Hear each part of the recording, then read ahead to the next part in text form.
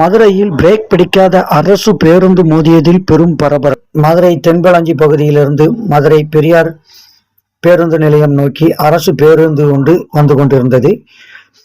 அந்த பேருந்து எலிஸ் நகர் மேம்பாலத்தில் வந்து கொண்டிருந்த போது அந்த பேருந்தில் திடீரென பிரேக் பழுதடைந்து விட்டது.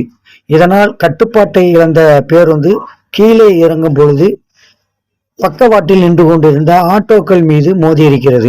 இதனால் 2 ஆட்டோக்கள் அந்த பாலத்திலிருந்து கீழே உருண்டு விழுந்திருக்கிறது. மேலும் 2 ஆட்டோக்கள் பாதிப்படைந்துள்ளன.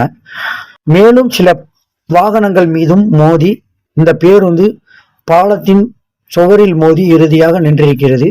அப்பொழுது பேருந்தில் 30க்கும் மேற்பட்ட பயணிகள் இருந்திருக்கிறார்கள். மேலும் ஆட்டோவில் பயணித்த பயணிகளும் காயங்கள் அடைந்துள்ளனர். இதனால் காயங்கள் அடைந்த 10க்கும் மேற்பட்டவர்களை மீட்டு அருகில் உள்ள அரசு மருத்துவமனையில் அனுமதிக்கப்பட்டிருக்கிறார்கள். ரொம்ப மோசமா வச்சிருக்காங்க நிர்வாகம். பஸ்ஸெல்லாம் சரியில்லப்பா, எங்களால சொல்ல முடியும். கவர்மெண்ட் இப்போ நின்று இருந்தாங்கன்னா ஒரு 30 பேரா செத்துருப்பாங்க இந்த இடத்துல. ஏன்னா நாங்க வண்டியை விட்டு வண்டி வரல பார்த்து தப்பிச்சதுனால நாங்க தப்பிச்சுக்கிட்டோம். வண்டியை பார்த்து பிடிக்காம வண்டி வந்துட்டு இருந்தாங்க.